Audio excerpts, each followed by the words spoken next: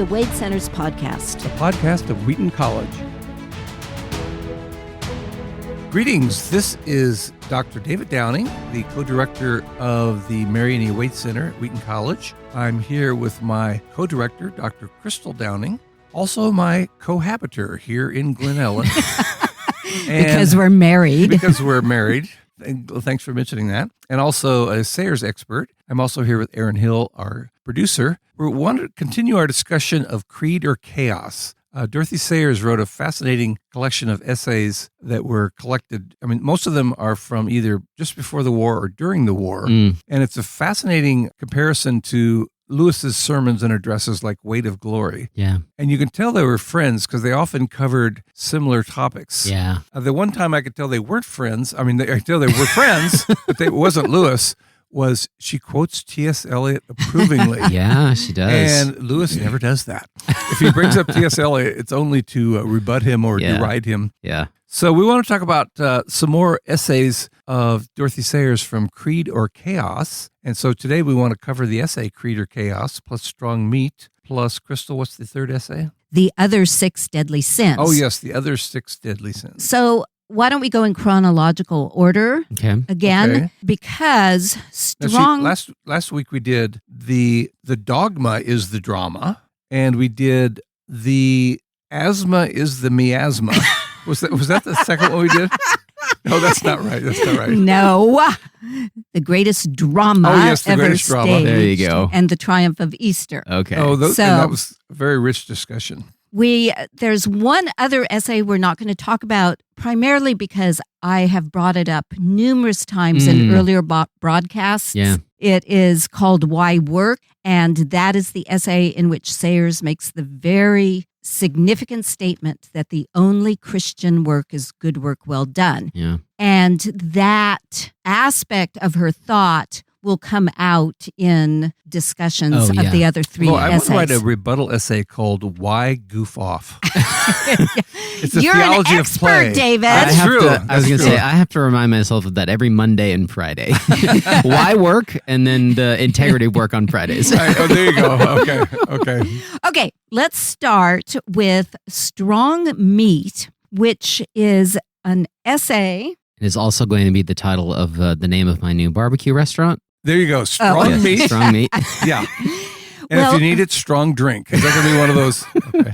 This, like the essays we discussed last time, a couple of the essays was written for the Sunday Times, but this was published on March 24th, which was just 9 days after the Nazis marched into Prague. Ooh. So even though England wasn't quite at war yet in March of 1939, there was a lot of fear about what was happening, the Nazi strength. And she starts the essay, her title, Strong Meat, rather than referring to a great barbecue place, is a reference to that famous passage in Hebrews 5. Anyone who lives on milk, being still an infant, is not acquainted with the teaching about righteousness. But solid food is for the mature, who by constant use have trained themselves to distinguish good from evil.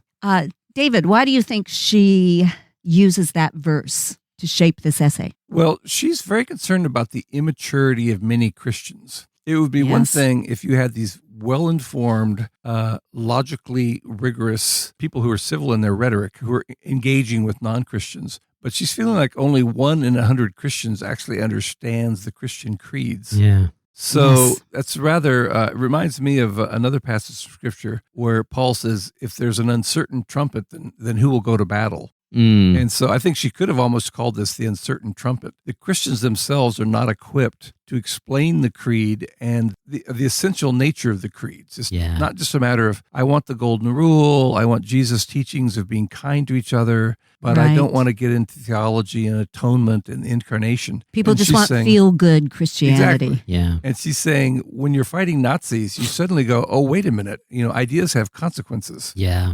We have to realize that if we have a very weak theology, that leads to a very mushy ethical perspective, which gives us no ground to argue with people who disagree with us on right and wrong. Yeah. That provides a good summary of the emphasis of all three essays that we're talking about today. And this one is especially fascinating because she starts with the problem in our culture with negative views of old age. Now, she's writing in 1939. It's gotten so far worse today, where plastic surgery is a thriving business so that people can disguise their aging. And even advertising is appealing to returning to youth. I just saw an advertisement the other day for a listening enhancement device, and it said, "This is not a hearing aid.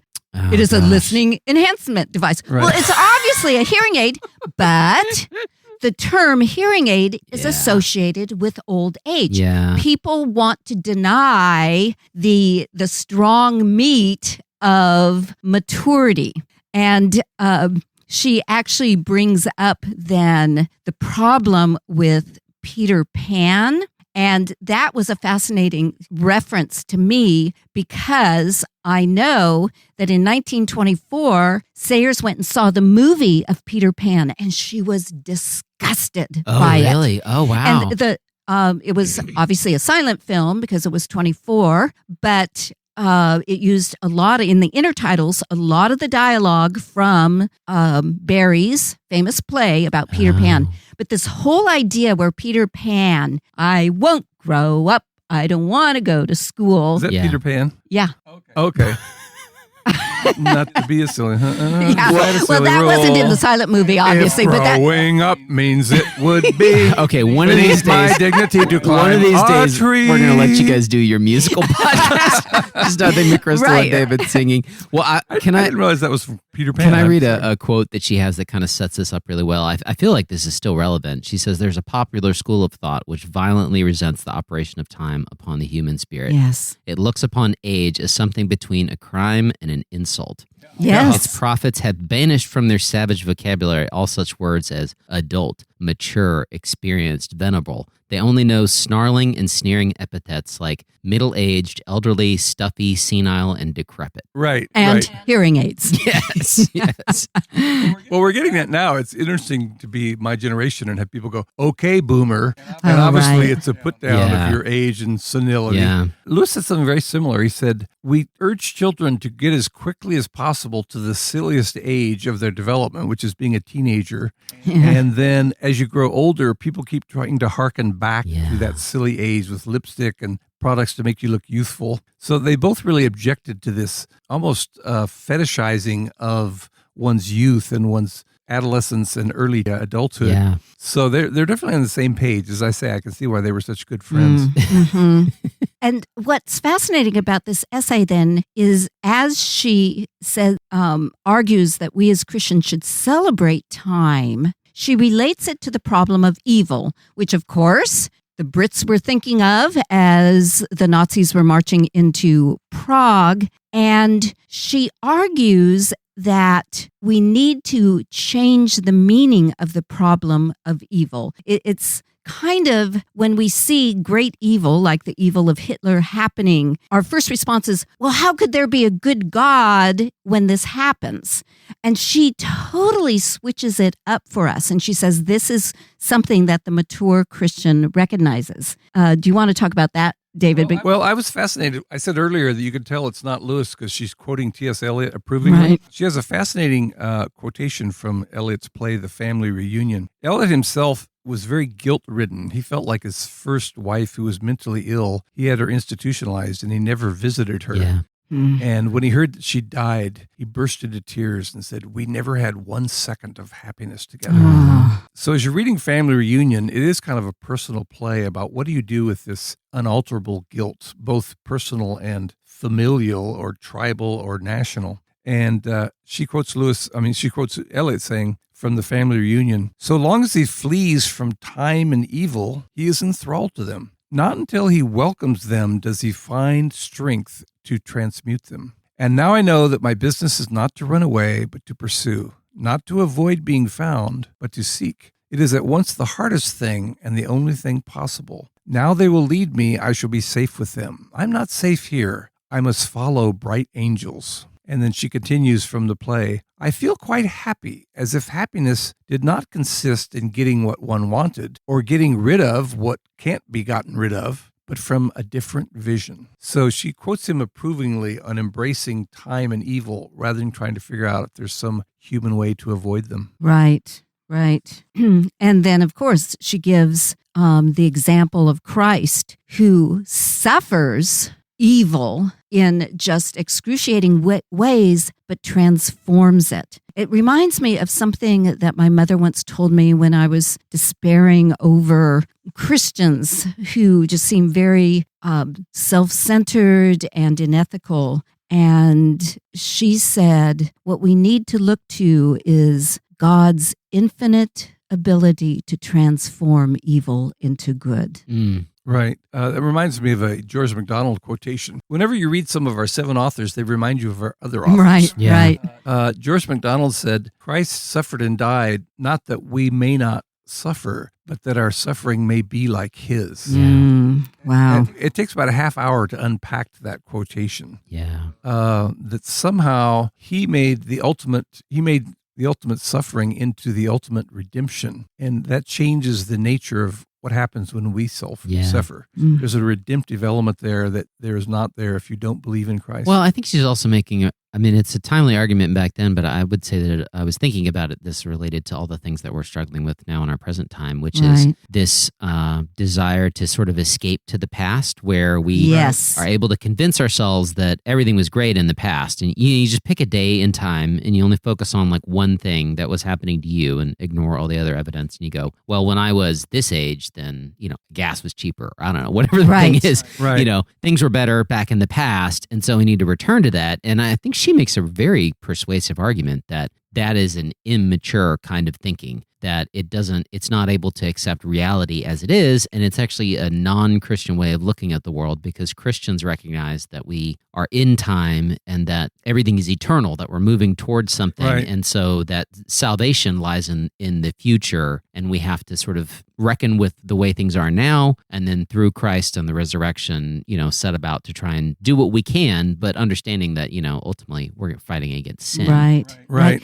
I think 2 ways to guard against nostalgia for the past. One is to look up newspapers from the dates you're thinking of as perfect. Oh, the 80s were so simple. We had no social media. We had no internet. And then you go look at the newspapers and you go, oh yeah, Iran-Contra. That was a big deal. And or the other way is to look at some of your old emails. This week I was trying to find something I'd written several years ago. And I was thinking back to, that was the simple period of my life. And you read the emails, you go, oh yeah, I was stressed out by A and B and C, and I was worried about that. So we all tend to romanticize the past. And she's really arguing as Christians to live in the present. And the future, and look to the future about how we can participate with Christ to transform evil into good. Yeah, she says in here, when she's setting up that quote from T.S. Eliot, she says, in contending with the problem of evil, it is useless to try to escape either from the bad past or into the good past. The only way to deal with the past is by accepting the whole past, and by accepting it to change its meaning. Yes. Yeah, we talked about this earlier. We were talking about memoirs, but people tend to narrativize their lives. Yeah.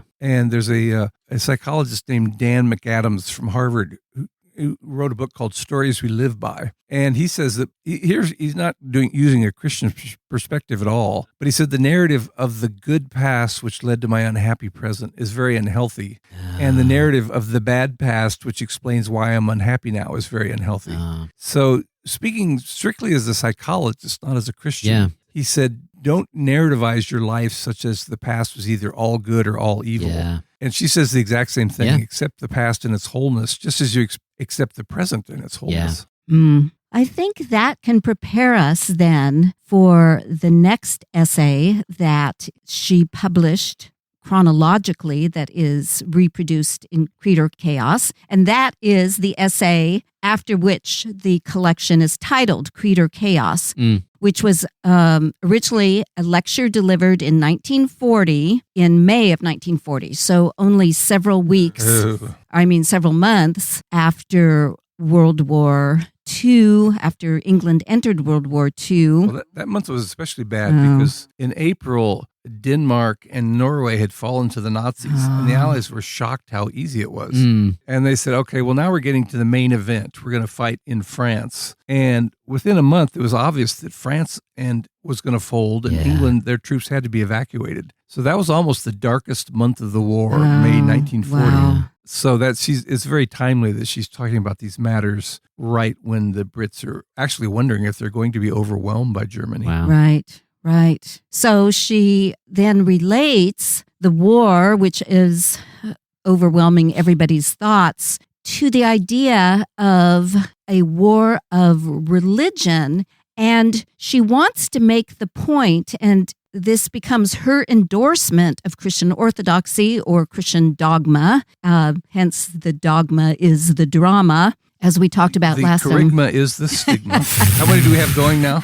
And she's basically saying the Nazis have developed their own religion. And she says it's still a religion, even though we call it an ideology. It's basically a type of religion that justifies their ethics. And it's a religion of Aryan supremacy.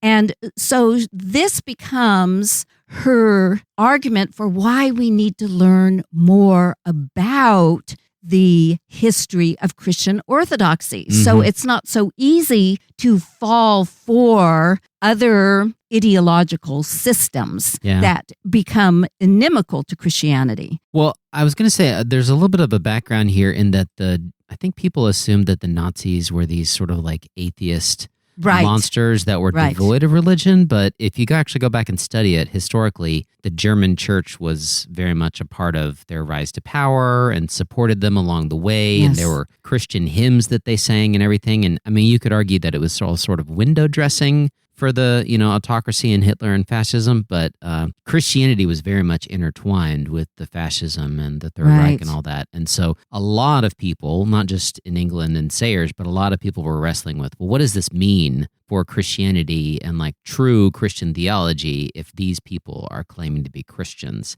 I think our tendency is to look back at them and assume that they weren't, but it caused a real crisis, real theological crisis in the church back then because of their association with the German church and all that kind of stuff. So, It's Dietrich Bonhoeffer, the Confessing Church. Well, on their belt buckles, Karl Barth. In World War I, the Germans had on their belt buckle, Gott mit uns, God with us. Everybody thought that God was on their side. I think I would argue that the theological connection was actually rather shallow. Obviously, they're not dealing with even basic human rights or the dignity. To me, the Aryan supremacy thread is much more pronounced than anything Christian. No, I'm not disagreeing with that. I'm just saying that the two were intertwined in terms of the power and the support, and there were a lot of Christian theological doctrines that were adopted and sort of grafted on to fascism that people had to disentangle. Well, I think you say that a little bit right now with this war in Ukraine. The Russian Orthodox Church in many ways is supporting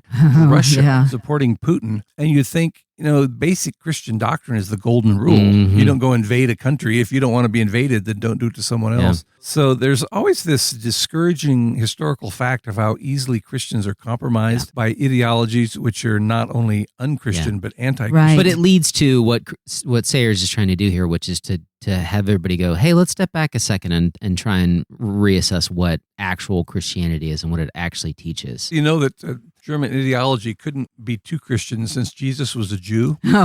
There's no way you're going to worship a Jew if you're taking Christianity seriously. But see, people even forgot about that. There's so little biblical literacy, let alone literacy about the creeds. Remember that one time when you were in grad school and you were talking to someone who was cleaning the house of the woman you rented a room from, and she started pronouncing against Jews, right? Well, it was, I had a landlady who was Jewish, and she had a housekeeper who was Hispanic, and she came and knocked on my door. I had a room that was separate from the main house, and she was in tears, the cleaning lady. And she said, Mr. Downing, Mrs. Boder asked me to ask a question, was Jesus a Jew? And I said, of course he was a Jew. All the disciples were Jews. The apostles were Jews. Paul was a Jew. Peter was a Jew. And she was very upset. She said, no one told me that. And then my landlady, this old Jewish lady in her 80s, she just came behind her cackling. I told you they were all Jews, just like me. And it was really a fascinating interaction. I hadn't run across that at all from my background. Yeah. Right. There's a good biography on Bonhoeffer that talks about this called A Spoke in the Wheel, if anybody wants to go read a biography. It's a very short biography. It's by a person named Renata Wind. So, Spoke in the Wheel. Anyways, back to Sayers. Let's talk about Sayers. Sorry, creator. Right. So this then was a good background to explain why Sayers wants to distinguish Christian orthodoxy from just pietism, personal piety. Yeah. And that is something she speaks out against throughout her correspondence, her letters. She just had so much trouble with this idea that Christianity is just reduced to self-righteous actions. Yeah. And the other thing that she made her really mad is when people just reduce Christianity to emotions. I just... Let's all be kind to each other. Yeah. Kindness as though that were the bottom line, but also this sense of getting spiritual uplift. Yeah. And she actually says, I cannot relate to that at all because I've never had an emotional response to Christianity. If anything, her emotional response to Christianity was negative as she was growing up because of the pietism and legalism of Christians she knew. Yeah. And so she realized that, and she promoted Christianity as an intellectual explanation of the universe. Yeah. And she talked about the fact that her passion was for that incredibly amazing explanation of God's creative purpose and the redemption of humans after they chose their own self-interest over following God. Once again, she reminds me of Lewis. Lewis said, Christianity is not patent medicine. It's not designed to make you feel better. It's designed to fit the facts of the universe. Exactly. Yeah. And she makes a very similar point. You were talking about the Christianity makes you feel good. When we were growing up, there were a lot of hymns like, He gives me joy down in my heart. Yeah. I have peace, wonderful peace. And it really started making Christianity into sort of a product similar to take this pill or, drink this beverage and you will feel good. Unfortunately, it can kind of function like those car commercials, which is like, if you drive this car, then you'll have this amazing feeling of the windows down and the hand in the window. Right. And, very much like it will provide you this emotional satisfaction. And then, of course, people come and they may have an emotional experience, but they still have to go back home to a broken family and a sinful world and traffic and all the problems of the world. I remember once again a story from my youth. I went to a worship service that was very contemporary with great music, and they had electric guitars and drums. And if you're used to just an out-of-tune piano in worship services, it was really fun to bring contemporary musical instruments and styles into worship. Yeah. And so I enjoyed the service, but I was going out with a friend of mine from college, and for him, the whole thing was, did you get that feeling of worship? Did you get that feeling of uplift? And I think that's the very attitude that Sayers She says in here, the thing I'm here to say to you is that it is worse than useless for Christians to talk about the importance of Christian morality unless they are prepared to take their stand on the fundamentals of Christian theology. Yes. It is a lie to say that dogma does not matter. It matters enormously. It is fatal to let people suppose that Christianity is only a mode of feeling. Exactly. Right. Exactly. I like the place where she said, this is a matter of dogma, and dogma is an unpopular word, which is why I use it. Yes. I like that she's just right in your face. Yeah. Just face it. We're talking about actual Christian teaching. And she really lays it out. She says it's fatal to imagine that everybody knows quite well what Christianity is and needs only a little encouragement to practice it. I think that is a very, very relevant statement that we too often make as somebody who's served in the local church. That is... I cannot tell you how many times in planning events for evangelism or whatever, the thought is like, well, we've just got to remind people of the fundamentals. And we assume that they know what sort of core fundamental Christian theology is. Right. And it's like, maybe if they knew what it was, they might actually be practicing it. Maybe we're putting the cart before the horse. Maybe we need to actually teach them these things, and then they'll be able to do it, as opposed to just saying, do what you've been taught, because who knows what they've been taught, where they came from, or what they've learned. Right. It'd be interesting to see how many people would leave the church if they actually heard the doctrine. Yeah. They might say, I thought it was just about, she talks about the brotherhood of men. Yeah. And she says, if you deny the fatherhood of God, then why not deny the brotherhood of men? Right.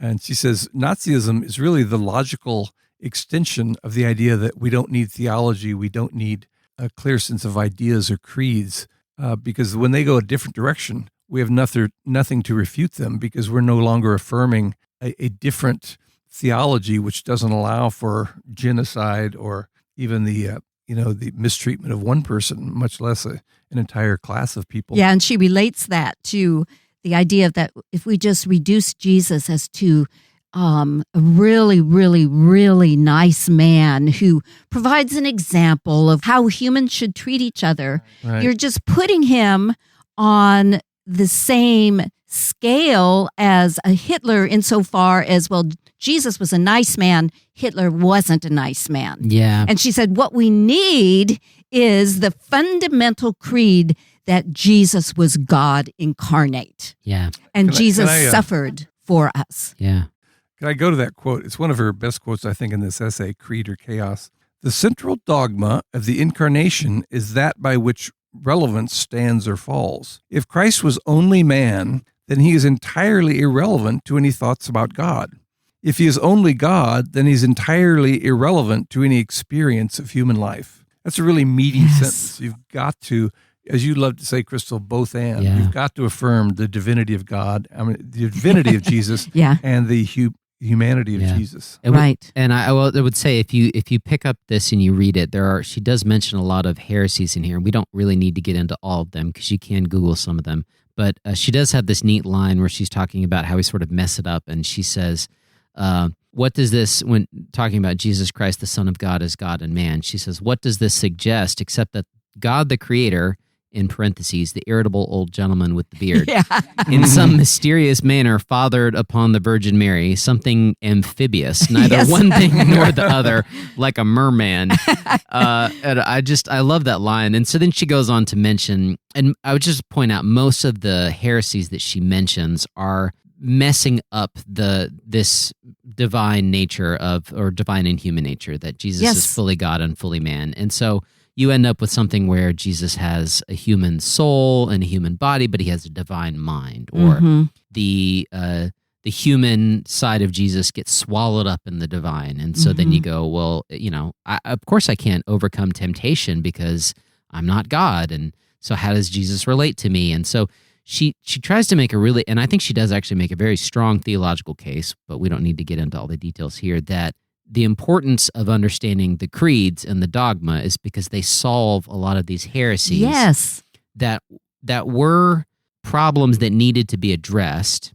And the reason that they're addressed, she goes on to say essentially that heresy is, as I've tried to show, largely the expression of opinion of the untutored average man, trying to grapple with the problems of the universe at the point where they begin to interfere with his daily life and thought.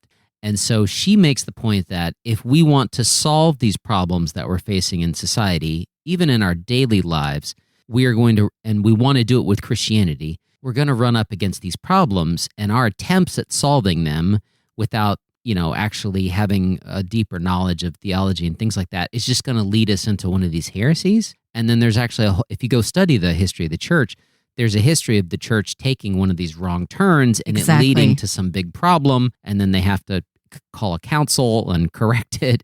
And so she makes a really, I think, persuasive argument for why we need to study the creeds and learn about historical theology, and it should be something that's taught in church, even though it gets very technical, simply because, the argument is, if I try and do this on my own without any training, I am going to, it's like training wheels. I'm going to fall off the bike to one side or the other and fall into heresy. And so to avoid it, I need to learn the creeds. And, what did they say at Chalcedon about the nature of Christ, and how does that relate to me? Right. Alistair McGrath has an interesting general overview of church history. And he says, heresies are not completely false. They're just an incomplete or distorted statement of the truth. Many of these people were sincere Christians, but they tried to formulate something about the nature of God or God's relationship to humanity that left out an important detail, hence the imbalance. Right. It also goes along with what we were saying as we talked about strong meat, insofar as there can be a tendency to mystify the past, like, oh, it would have been so much easier to be a Christian back in the early centuries of the church. And people totally forget that Christians were persecuted, they were killed, and that even the creeds themselves were argued over. And Christians had to, at the ecumenical councils, just really consult the Gospels and Paul's letters as they had them, and the creed, the first creed, the Nicene Creed. The Bible wasn't even finalized yet in terms of the determination of which books we should honor. So this has been something that Christians from the very start have committed to. What does it mean that this Jesus that we followed rose from the dead? Yeah. What does that mean? Yeah. And Sayers wrote a whole play about this, about the council at Nicaea called Emperor Constantine. And she shows the arguments on both sides, that Arius, who kind of denied that Jesus was one with God, he was quoting from certain epistles to make his point. Yeah. Like when we're told that Jesus was the firstborn of all creation. Yeah. Well, that doesn't make Jesus sound co-eternal with God. Yeah. So you could make arguments, and that's why we need to go back to this is what the great thinkers in the early centuries of the church determined together, worked out together with the guidance of the Holy Spirit. I agree with the importance of that, but I can't see making it into a play. Would it be a musical? It was a standing room only. It had to be extended. Yeah, it's interesting. She doesn't get into it here, but this is a talking point in theology, which is that when you go down one of these paths and you make one of these mistakes with heresy, it leads to some larger problem in society. Yes. Right. And so it's not just a matter of like being technically accurate and, you're supposed to go around and be like, well, technically, you want to be those people. But the point is, if you go down that path, it will lead somewhere, and then it creates a incorrect structure and a way of living that leads to other bigger problems. And so it's important that we have a right view of who Jesus was and what he accomplished on the cross and how that matters to us in order for us to have, as she talks about here, a Christendom, a proper Christian society. Yeah, and I think she's right. The whole title, Creed or Chaos, is if you're not clear on the creeds, you're going to find a way into chaos. Yeah. Yes. As he says, the Germans, like the Nazis. Yeah, the Germans during the war, they're not just being bad Christians, they're totally discarding Christian theology. Yeah. So once again, she's stressing that ideas have consequences, both during the war and now. And I'll mention she gets into a couple, as she calls them, key positions, and mentions some doctrines, which we don't need to get into here, but she talks about God, the doctrine of God, man, sin, judgment, matter, work, and society. Yeah, those are good headings. And she goes through and kind of gives a summary of them, and she does a really good job of giving an explanation of all these things and how they relate today. And showing, yes, that we're not talking about just this old arcane theories about God that have nothing to do with our present life. And I really like, David, that you brought up the word consequences, because she has this great metaphor. She says, in the physical sphere, typhus and cholera are a judgment on dirty living. Not because God shows an arbitrary favoritism to nice, clean people, but because of an essential element in the physical structure of the universe. Yeah. So God made the universe according to certain principles, and if you eat or cover yourself with germs, you are going to suffer the consequences of that. But that's not God saying, "Oh, I can't believe you didn't shower every day." Yeah, it's no more God punishing, quote unquote, the word she says, we need to stop using that word punishment because it's been messed up so much in people's minds. That's right. But to me, a good analogy would be like jumping off a building in gravity. Yes. Right, It's sort of like, well, nobody's going to sit here and go, well, gravity should just be suspended if you jump off a building. Right. Where was God? Yeah, because it's the thing that keeps us on the ground and makes all the rest of life possible. So we have to have gravity in order for an orderly society and life to be possible, but that places a constraint. It's a limit on us that means you can't jump off a building and there not be any consequences or some sort of punishment. But it's not like God is up there going, oh, David jumped off a 10-story building, I'm going to punish him. Right. It's not exactly the way it works. But we tend to think of it that way, as God's up there zapping people because he doesn't want us to be happy. Right. And when Christians do that, they are just duplicating other religions. We've talked about this in earlier podcasts, where they turn Christianity, like most religions, into what has been called an economy of exchange, where if you suffer any type of evil, it's probably because you did something wrong. And her emphasis, if we look at the example of Christ, that suffering is part of life because of humans refusing to follow God's creative purposes. Yeah. And hence the need for Jesus to suffer for us. Yeah. Yeah.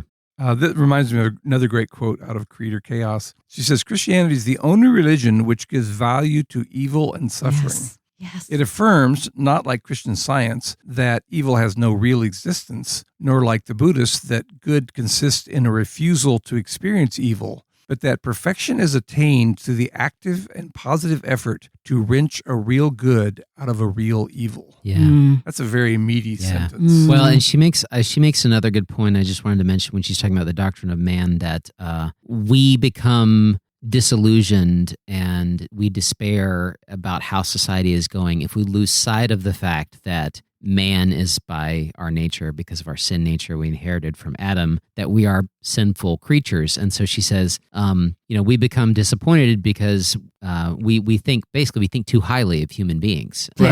We assume that everybody is by nature good, and we just have to make the right laws or just create the right economic conditions, and everybody will do the right thing. And so she argues for the necessity of a doctrine of man that's not this humanist doctrine that everybody's inherently good, and then also a doctrine of sin that recognizes that there's something in us that needs to be repaired and broken.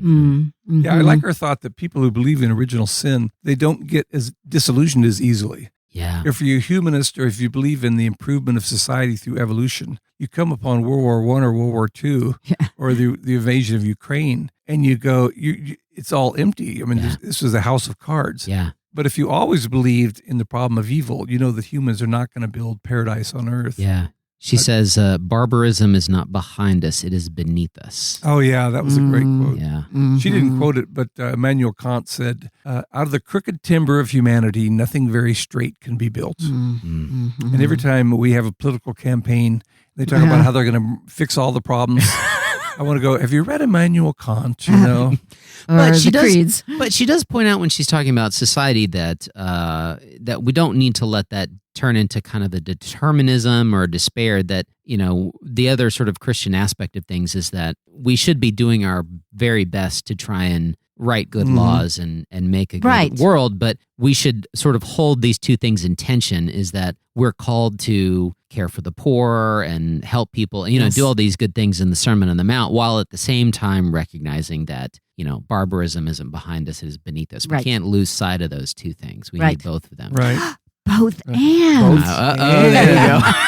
And then she ends the essay essentially arguing that matter matters. Yeah. That the fact that God took on flesh should just strike us as this is amazing that transcendent creator God took on flesh. But then, since we who are made in the image of God, and all humans are made in the image of God, that our creativity matters as well. And so she talks about work itself as being sacramental.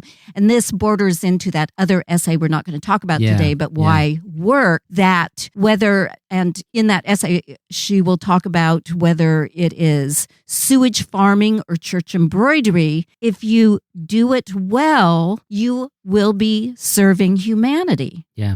This wasn't about work, but it was in these essays. She had a friend who said, a lot of lawyers are just doing it for the money. And if there's any justice which is served, it's a byproduct. And a lot of doctors are doing it for the money. And if someone is healed, that's a byproduct. And this friend said, sometimes people get into the army and they find it strangely satisfying because they know the money is no good, but they feel like, oh, I have a purpose in what I'm doing every day. Yes. That was an interesting comment, how often the work is not an end in itself. It's just a means of making money, which leads to people really hating their careers. Yeah. Right. And she also mentions she runs into some young Catholics that had this sketch for the economy that included like minimum wage and work hours and things like that, which is true. If you go look it up, the Catholics were the ones that came up with a lot of our modern labor laws. Because they recognized all the awful things that industrialism was doing to people. I mean, kids working in factories like 8 hours a week. I mean, just, it's ridiculous. Just go look up the history. But she mentions that and then she says, well, that's all nice and good, but it's not going to fix the problem of people working just for money, not working because they want to do good work. But in my head, I wanted to say, well, yeah, but you can't legislate people's morality. That's where the church needs to step in and have a good theology of work and teach that to people. Right. Which is what she was trying to do. Now, the thing about kids working in the mines is it does keep them off social media. Often there is a silver lining. You heard it here, There's a silver lining there. That's right. That's right. Well, that gets us into this final essay in the book and in our conversation, and it is titled The Other 6 Deadly Sins. This was delivered in October of 1941. And she starts by saying that the church, now remember, this is 1941, that so many Christians think of immorality only in terms of sexual issues. Yeah. And she actually mentions a young man she was talking to, and she had mentioned the 7 deadly sins, which of course goes back centuries and centuries, Christian documents, and they were actually portrayed on the medieval stage and in plays, morality plays, the 7 deadly sins. And this young man said to her, he goes, 7? I thought immorality was just one thing. And it was just reduced to sex. And it's still happening today where people become obsessed with sexual issues and they stop thinking about there are 6 other sins that the church really needs to be grappling with. Sins that many Christians are participating in. Yeah, she has a good quote. She says, a man may be greedy and selfish, spiteful, cruel, jealous and unjust, violent and brutal, grasping, unscrupulous and a liar, stubborn and arrogant, stupid, morose, and dead to every noble instinct. And still, we are ready to say of him that he is not an immoral man. Right. Which is also interesting because anytime you want to take down a politician or somebody gets, taken down in the media these days, most often it's some sort of sexual scandal, abuse or harassment or something like that. But you can't you couldn't say he's greedy and cruel and unkind because people go, oh, okay, yeah, sure, whatever. The trouble is now we have politicians who already had all those other traits, and then they add sexual immorality. They've got all 7 going, and they're still influential figures. Exactly. It's depressing. And her point, of course, is not, sexual sins.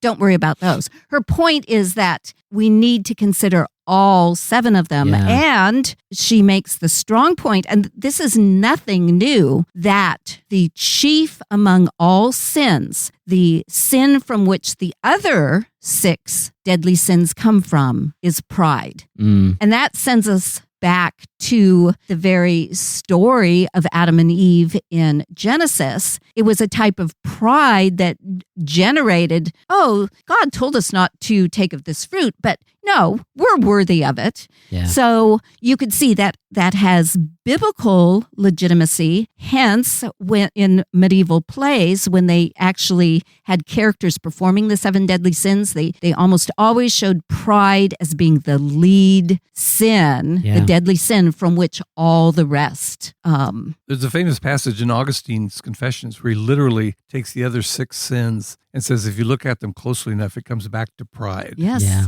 I don't need to follow these sexual rules because I'm special. And he goes through every single one of them. I'm angry because someone has not treated me the way I should be treated or given me my rights. Yeah. Lewis said that pride is the complete anti-God state of mind. Yes.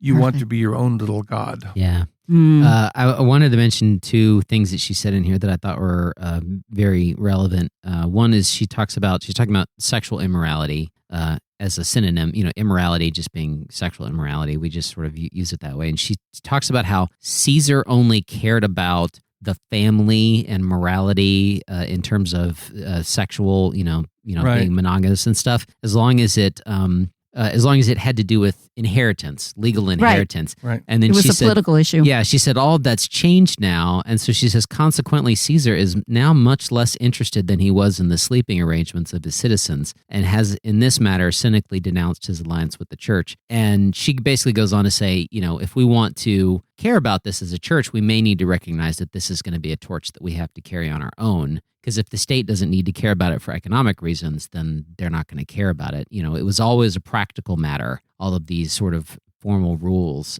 And I feel like that's a relevant thing to think about. But then she also talks about how some of these sins come about because of deeper problems. So she talks about depression or loneliness. Mm-hmm. And I feel like that's a relevant thing when we talk about some of these, is that sometimes, as she talks about here about pornography and promiscuity, suggests that we've reached one of these periods of spiritual depression where people go to bed because they have nothing better to do, or in some other cases because they're lonely, or like Lewis talked about last week, because they want to belong to the inner ring. Right. So it's sort of recognizing that sometimes people commit these sins not because they are mustache twirling supervillains, but because there's some sort of deeper problem in society or how society's structured. Maybe there's a problem with our theology of work that is creating loneliness in people, and then they turn to these other things, like drugs and stuff. Right. Well, Charles Williams said that sin is accepting immediate gratification over the acknowledged pattern of the universe. Yeah.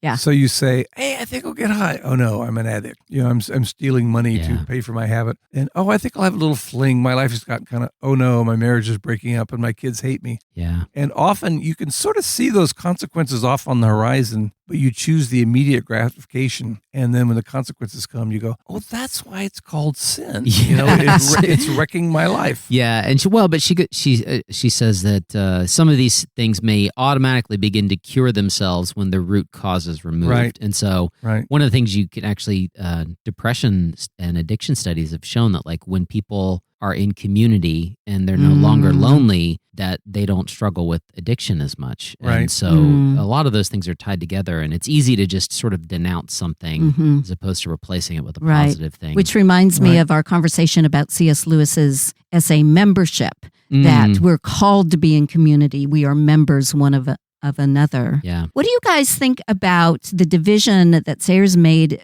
between the warm-hearted sins versus the cold-hearted sins? So for her, the warm-hearted sins are lust, wrath, and gluttony, versus the cold sins, which she obviously thinks are far more damaging, are envy, covetousness or avarice, and of course, pride. And then she kind of connects those 2 groups of 3 with sloth. So maybe we should start with the warm-hearted sins. We've already talked about how people have reduced it just to immorality, to sex. Let's go on to wrath and gluttony. Well, I would say personally, I prefer the warm-hearted sins to the cold-hearted sins.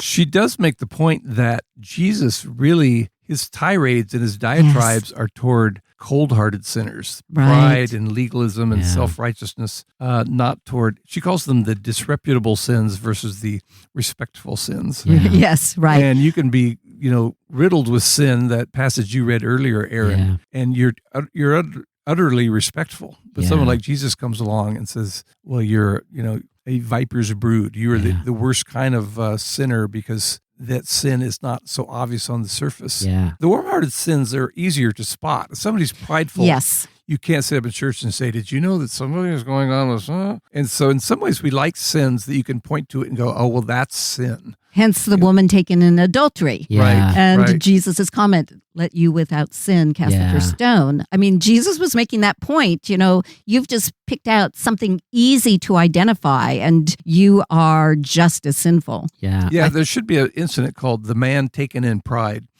Yeah. And they're all stoning him, going, we're sick of your narcissism and your self-aggrandizement. Well, I feel I like the distinction. I would just maybe update the language and use like a hard-hearted sins for the cold ones, because I feel like there's hard-hearted those sins. tend to reflect a lack of compassion. There's a level of judgment or sort of deciding that other people are less than you. That it makes sense why Jesus would be calling out those sins, because, they tend to be the sins of people that are in power. They tend to, oppress other people or justify oppression in some cases. Right. And so it's sort of easier on a certain level to convert a prostitute than it is to convert a politician. One of them is aware very much that they're a sinner because they're constantly called a sinner by society, but the other one is not. Right. And may be able to convince themselves that they're a good person even though they're not. Right.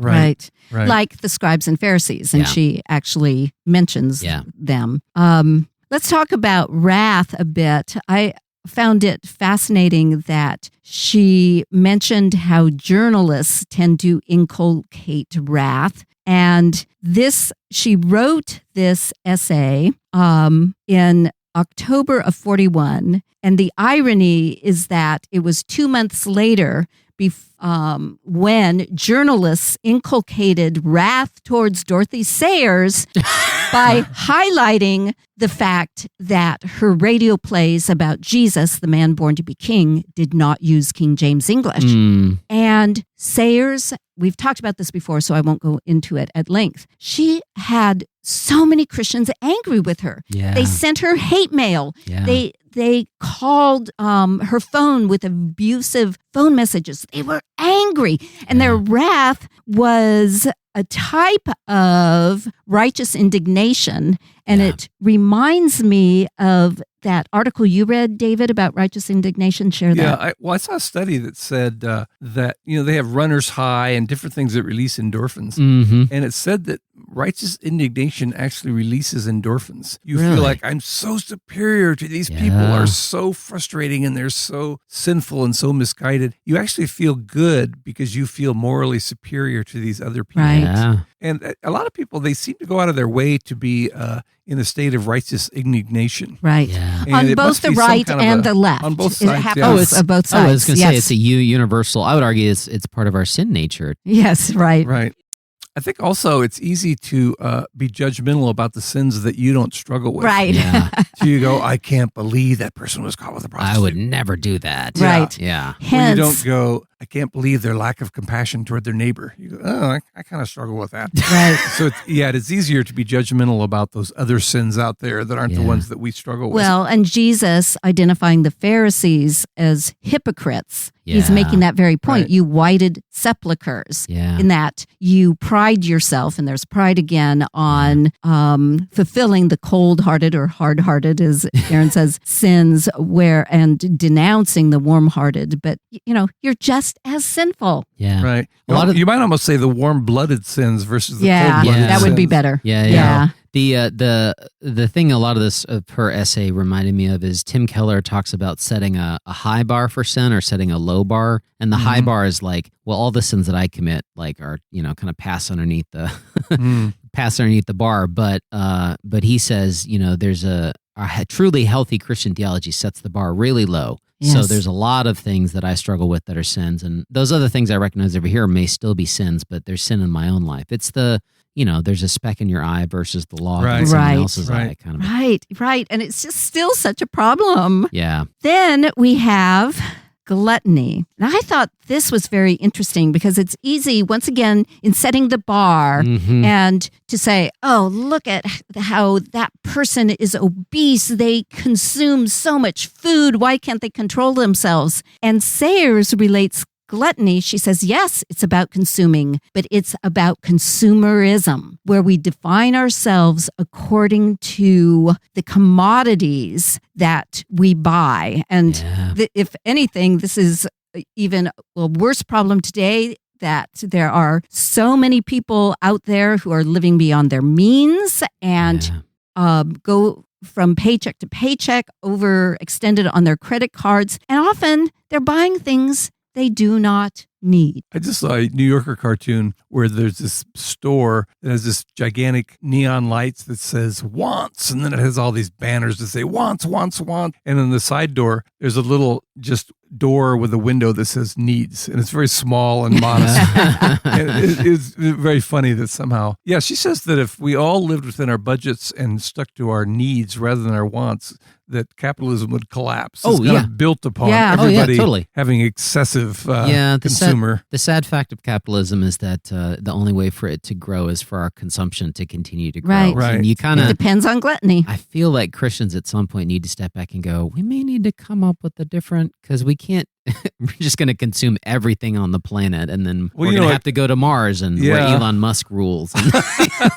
Hey, then we're back to Westonism. We ruined this planet, so let's go somewhere else. I mean, There's a key economic indicator is new housing starts. But that means somebody went somewhere and cleared a forest or a field and put in a development. And it's all good for the economy, but it's basically saying more and more of our natural resources have to be turned over to developers or else the economy is going to stagnate. Yeah. It's a kind of a depressing fact. There was a book that was published in 2005 by Ronald Sider called The Scandal of the Evangelical Conscience. And of course, he got that title from the famous Scandal of the Evangelical Mind, written by Mark Knoll, one of the board members of the Wade Center. And Ron Sider identifies, and this was in 2005, that less than 10% of self-identified born-again Christians even tithe.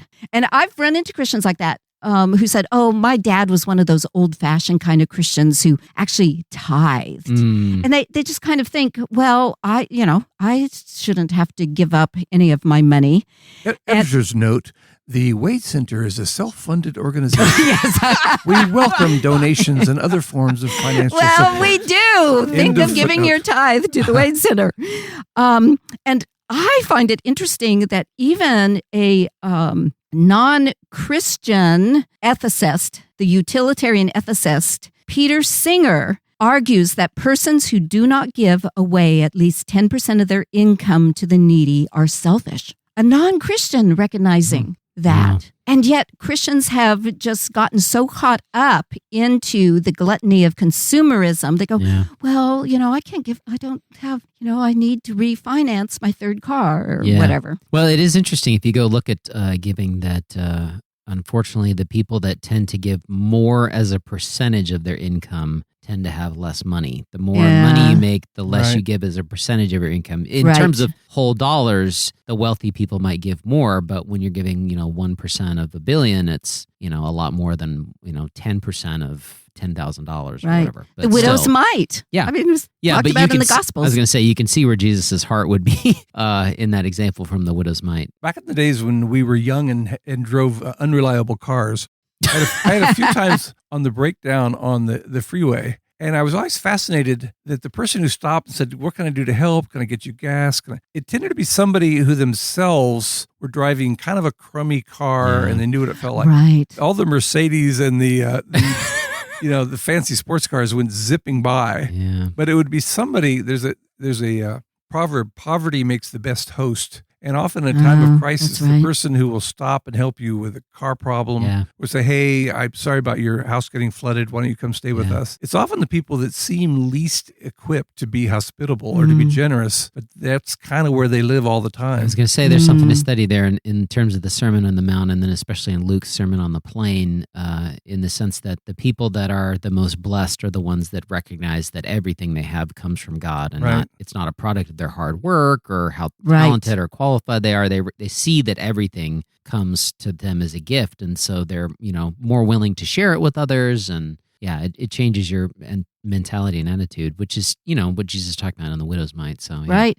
Well, gluttony then is very related to one of the cold or hard-hearted or cold-blooded sins, avarice or covetousness. And she distinguishes it by making it just about not even consumerism. Covetousness is just about wanting money itself and admiring that was interesting, people with money. And Sayers, because she's so committed, the only Christian work is good work well done, she despairs over the fact that we tend to elect people who have a lot of money and they're admired as though they've done something, and they might not even be good work that they have done. We just admire the wealth itself. And she aligns that with avarice, that people do work not because they want to fulfill the imago Dei and be creative, but they just do it for money. And that does go back to what David was talking about earlier. Lawyers who aren't as interested in justice as they are in making a lot of money, or doctors who aren't interested in the patients per se, they just want to make money. But I shouldn't single out doctors and lawyers. It's true of professors as well. David and I had a professor who was much more interested in making money on a real estate market. He put more time in that than into preparing classes and doing any scholarship. So it's on all human levels. Yeah. It reminds me of in Perelandra when Ransom comes across those berries and the ones that have the red hearts in them. And he realizes that on Earth they would cultivate the red berries and then they would charge a lot of money for them. And then another point he talks about money becomes a way of saying encore, where nobody can say no to you. And it basically gives us the ability to function as our own gods, where God can't tell us no because we have the money to buy and do whatever we want to. Yeah, there's a similar scene in Magician's Nephew where he's torturing these guinea pigs and doing all these experiments. And, Diggory says, how dare you treat them that way? And he says, I paid for them. I own them. So if you have the money, then other moral standards are waived, because if you paid for it, it's yours. You can do whatever you want with Absolute ownership. Yeah. Well, this is really cool to talk about Sayers. We don't talk about her all that often on her own. She manages to find her way into pretty much every other episode, but good to talk about it. The Wade Center podcast is a production of the Marion E. Wade Center at Wheaton College in Wheaton, Illinois. Our hosts are the co-directors of the Wade Center, Drs. Crystal and David C. Downing. Our episodes are produced and edited by Aaron M. Hill. If you enjoy the podcast and the content we offer, please leave us a review on iTunes, tell your friends, and consider making a donation to the Wade. The Wade Center is entirely self-funded. Financial gifts help support the expert services, past collections, and varied programming we offer at no cost. If you have questions about the podcast or suggestions for future episodes, please email us at wade@wheaton.edu or contact us via Facebook, Instagram, and YouTube. To learn more about the Wade Center, our 7 British Christian authors, what we offer, and how to make a donation, visit our website at wheaton.edu/Wade.